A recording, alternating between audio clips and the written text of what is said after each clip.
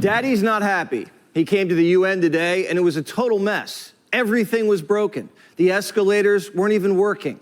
Trump and Melania were riding it up, and it just stopped. The First Lady lost her balance a bit, but steadied herself, thankfully, and then marched to the top. She could have been hurt. And the president looked over at the press and knew something was up.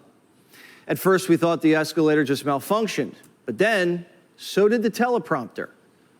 I don't mind making this speech without a teleprompter, because the teleprompter is not working. I feel very happy to be up here with you nevertheless, and that way you speak more from the heart. I can only say that whoever's operating this teleprompter is in big trouble. Trump says the UN is just lucky that Melania is in great shape. All I got from the United Nations was an escalator that on the way up stopped right in the middle. If the First Lady wasn't in great shape, she would have fallen. But she's in great shape. We're both in good shape. We both stood.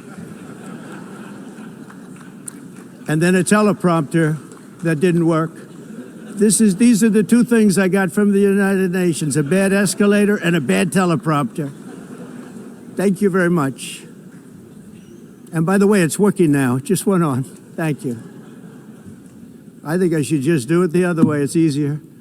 Coincidence or sabotage? The UN tried to blame Trump. But on Sunday, the Times reported this, quote, to mark Trump's arrival, UN staff members have joked that they may turn off the escalators and elevators and simply tell him they ran out of money, so he has to walk up the stairs. The White House says this isn't a joke and is demanding an investigation. If anything, it made the UN look bad, not Trump. The UN covered up for the China virus and then didn't stop the Iranian nuke program. We did. They're not making peace. So what are they doing? The UN's just a slush fund for lazy diplomats. Trump's trying to help them, and they're trying to embarrass him. What is the purpose of the United Nations? The UN has such tremendous potential. I've always said it.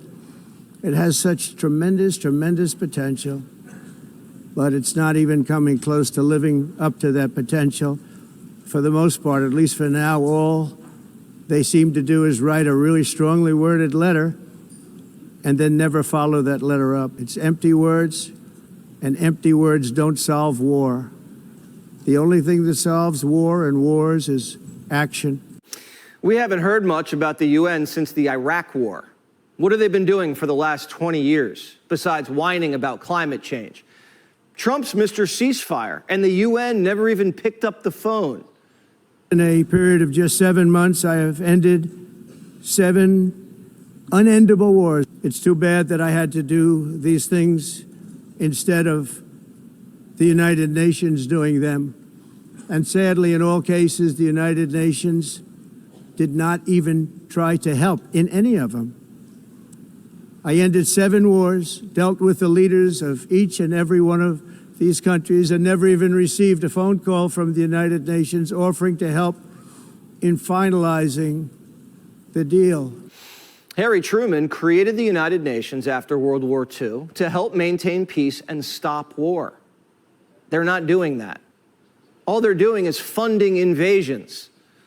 Not only is the UN not solving the problems it should, too often, it's actually creating new problems for us to solve. The best example is the #1 political issue of our time, the crisis of uncontrolled migration. The UN is supposed to stop invasions, not create them and not finance them. We have reasserted that America belongs to the American people, and I encourage all countries to take their own stand in defense of their citizens as well. You have to do that because I see it. I'm not mentioning names. I see it, and I can call every single one of them out. You're destroying your countries.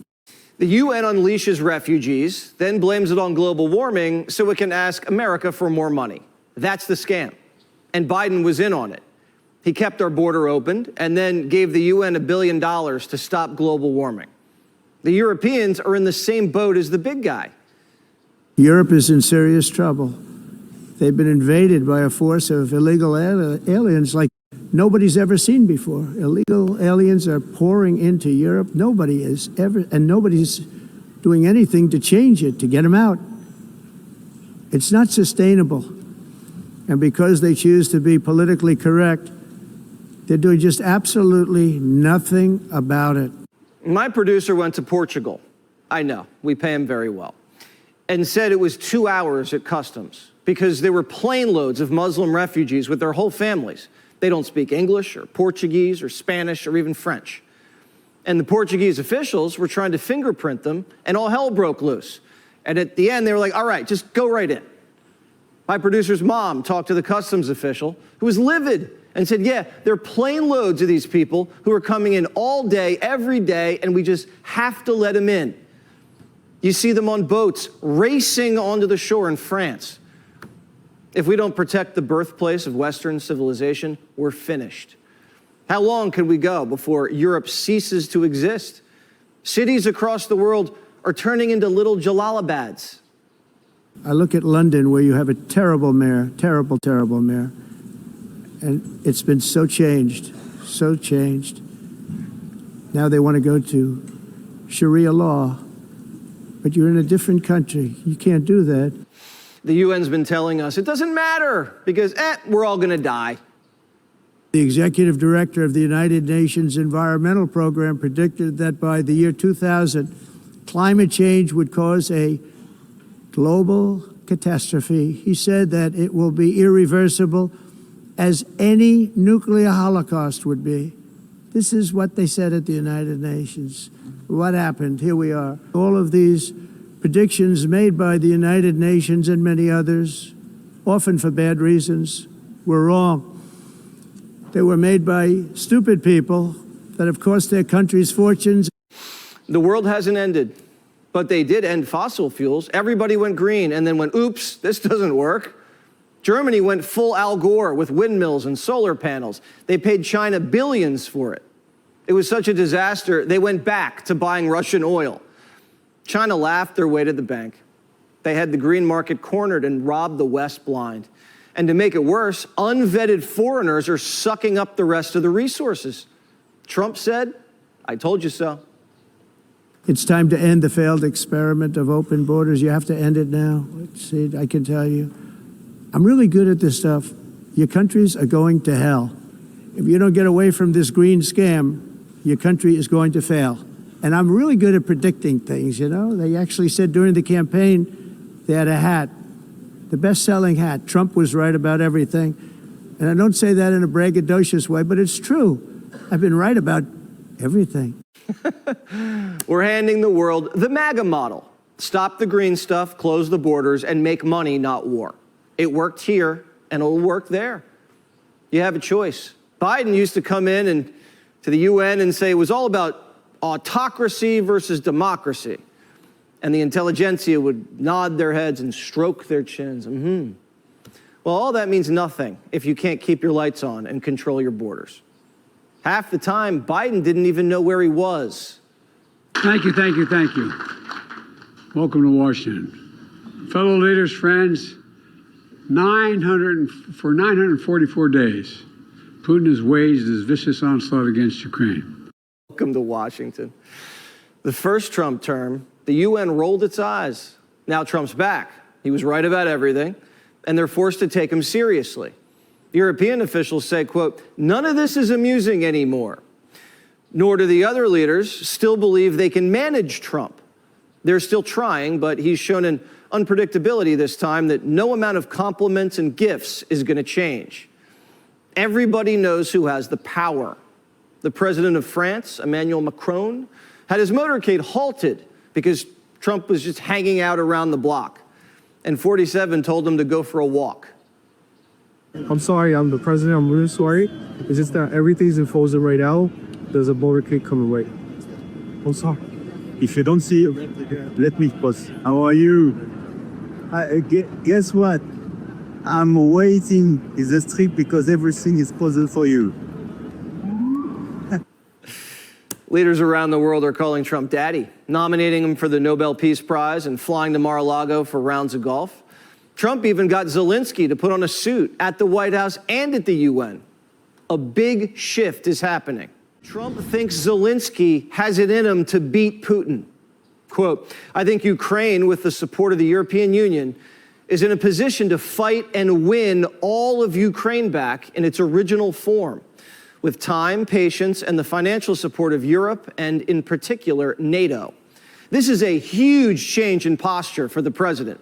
Clearly unhappy with Putin's lackadaisical attitude towards peace, Trump just threw the car in drive and is suggesting that the United States, Ukraine, and NATO fully fund the campaign to push Putin completely back to the previous borders, no matter how long it takes. He called Putin weak. It could be that Russia's a paper tiger. I don't know what they are, but 3.5 years of fighting and killing everybody, of killing 7,000 people a week for nothing, So it's a very sad situation, but most of you have seen the recent statement I put out a little while ago, and I'm glad you got it. But I feel that way. I really do feel that way. Let them get their land back. Is this just a negotiating tactic, or does Trump mean it? We're about to find out. The ball's in Putin's court. And Trump says the next Russian plane that enters NATO airspace is getting shot out of the sky. Mr. President, do you think that NATO countries should shoot down Russian aircraft if they enter their airspace? Yes, I do. This is a new era. Biden's gone, the UN's feckless, and Trump's giving the world the playbook, the MAGA model, and Putin's on notice. If the Charlie Kirk assassination taught us anything, it's to be clear, bold, and unafraid. We're trying to help other countries. We're giving them billions of dollars. We're sending them arms, energy, and tech. We're trying to stop the killing. We're trying to talk sense into you. But if you're going to fly planes into airspace and send refugees across our borders and sabotage our teleprompters and escalators, while we're trying to help you, we're going to blind you with the light and expose you, here and everywhere.